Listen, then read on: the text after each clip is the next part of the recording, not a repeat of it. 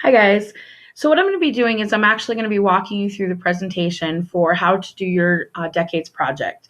This is probably going to be broken up into 2 video clips for partner 1 and 2 video clips for partner 2, as the screen capture that I'm using only allows for 10 minutes, but I want to be able to explain it to you fully, so just understand this is part 1 of 2 that you're going to have to watch. So the first thing I'm going to do is actually use Google Presentation. And what you're going to notice is for this one, I will actually be taking the role of partner 1. And what you'll notice is the first thing I do is I actually have a title slide where I have put the overarching question and inserted my decade into the question. So why should the 1940s be remembered?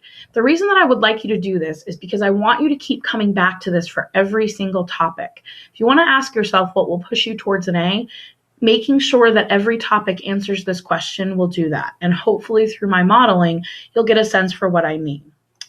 All right, so going on to the first topic, what you'll notice in Google Presentation, and this is what I would recommend, is that you actually have a topic break for each of your topics that you're going to present. So in this case, the first thing I'm going to present is scientific discovery, and I have a picture which you'll actually see to break it apart. Now, there are 2 reasons to do this. 1, it lets your classmates know what topic you're going to talk about, which will help them for their evaluations. And 2, it will help you in case you lose your place in your notes and you need to remember what topic you're in.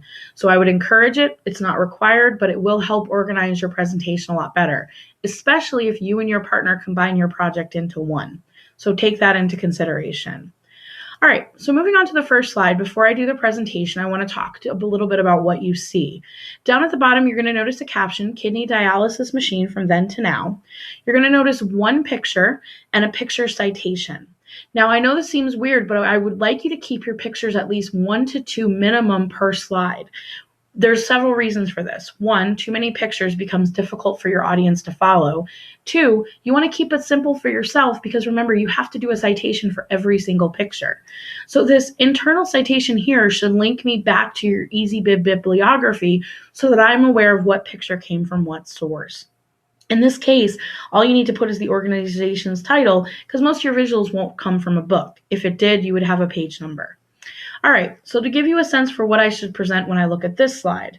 In 1944, a man by the name of William J. Coliff created what's known as the kidney dialysis machine. The purpose of the machine was to draw blood from individuals with kidney failure or kidney issues. The blood would go into the machine, it would spin and clean out any impurities before pumping the blood back into the system. So on this slide, all I've simply done is giving you the information. I've told you what it is and what it does. Now, moving on to the next slide, you're going to notice that it's actually an image from present day. Now, I would encourage you might have a couple pictures here, but for the intent of my modeling, I only chose 1. Now, what I'm looking for scientific discovery is that you actually show how it has evolved from then to now. And that's really, really important. So what I would do to model for you to how to do that, I would encourage that you focus on the multiple decades, as you will. If you're in the 2000s, you have to be careful that you show its advent from 2000 and whatever to 2015. It's going to be a little harder, but I do expect it. So for instance, in the 50s and 60s, an American by the name of Beldig Scribner created parts of the dialysis machine that would actually help individuals so they did not get clotted blood when it was put back into their system. In the 1980s, the dialysis machines were about a quarter of the size they had been in the 1940s. And throughout the 90s and 2000s, several scientific groups actually worked to create machines that could be used at home. And today, there is dialysis machines that individuals can use at home at their convenience. This has allowed these machines, why they should be remembered is because they've saved millions of lives. They've allowed individuals who had kidney failure or kidney issues lead full and productive lives. So, once again, I've given you a couple of facts that span the decades. I've explained why it should be remembered. You'll notice that I kept my title from the previous slide and I have my picture citation. So that is scientific discovery. Moving on to music. Once again, I have a chapter break, gives me a sense of what topic is coming next. Now, I'm going to pause momentarily and then I'll explain to you how the music slides should work.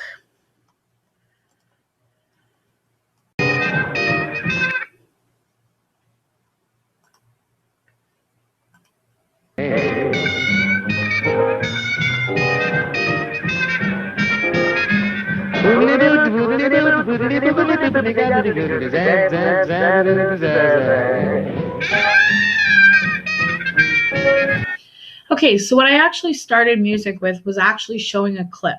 I would expect that you follow this trend. Now, if you insert a YouTube clip, you're going to want to make sure you understand exactly where in the clip you need the presenter helper to help you go and how long you want to play it for. I would recommend 15 to 25 seconds at most because you have to be very mindful of your time while you present. So I actually showed you a clip from a video that's titled Cab Calloway 1947. You're going to notice the citation down here. It didn't have an author. So when you don't have an author, you put the title of the source instead. So let's give you a feel for what it is I would present right after showing that clip. The genre that I chose was big band and jazz music. The artist that you were looking at was a man by the name of Cab Calloway, most famously known for his song Heidi Ho, which was created in 1947.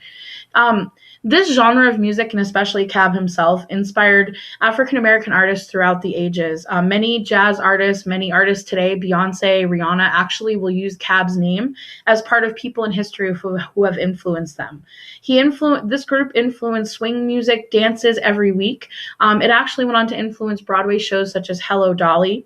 It inspired several movies throughout the 60s and 70s. Some of them included Jazz Ball, St. Louis Blues, and even appearances on Sesame Street in the 1980s to talk about the importance of jazz. Today, there are jazz albums that are worth considerable amount of money. One of Cab's albums actually sold at auction for several thousands of dollars. So why should this be remembered? This was the first advent of African-American pop culture, African-Americans into the music pop culture scene. And it really laid the foundations for artists that I mentioned earlier that attribute their popularity and their fame to individuals such as what you just watched in the clip. All right, so once again, just a sense of how music should be presented. I would recommend you start with the clip and then discuss the topic at hand. I'm going to pause one more time before I move into television, and then I'll get back to you in a minute.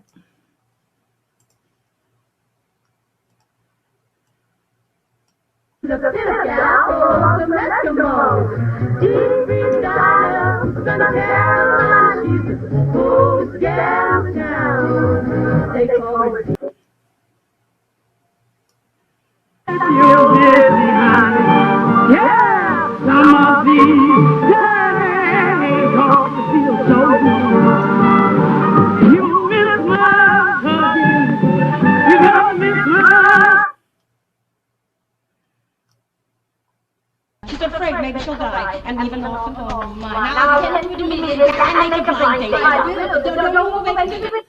All right, so once again, I started off by actually showing you the clips from a television show. Before I start talking about TV and giving you a sense for how to present it, you're going to notice that my show started in 1948. It was about the advent of television, so finding 40 shows was really difficult. But what I will allow you to do is many shows actually transcend specific decades. I would like for your show that you choose to start in the decade that you are researching, but I do not mind if it actually goes further than the decade that you have. Some shows were on for 15 to 20 years. So the show that I chose is The Ed Sullivan Show, which was a variety show with comedy, musical shorts, Broadway shorts, and it launched the careers of multiple individuals. It was hosted by a man by the name of Ed Sullivan. It ran from 1948 to 1971. It was the longest running TV variety show in history. The reason that this show should be remembered is because it actually launched the careers of several influential pop artists such as the Beatles, Elvis Presley, Jackson 5, later on Michael Jackson came from that group, the Rolling Stones, the Doors. It also showed Broadway shows My Fair Lady and West Side Story, which allowed these shows to become very popular on Broadway. And furthermore, it also launched the career of comedians such as George Carlin, Carol Burnett, and Richard Pryor. Many shows that followed were highly influenced by this variety show style, and its popularity went on to transcend beyond the decade that it started in. So once again, that just gives you a sense of how to present television. I'm looking for you to basically define what it is and then explain why it should be remembered. Really be mindful of that. And once again, I would choose only a clip that lasts for about 15 to 25 seconds. All right, so what's going to happen in a second is this is going to end, this 10-minute clip, and then I'm going to show you the second half of partner 1 using Google Presentation. So make sure you watch the second part, and I'll get to you momentarily. All right, see you in a bit.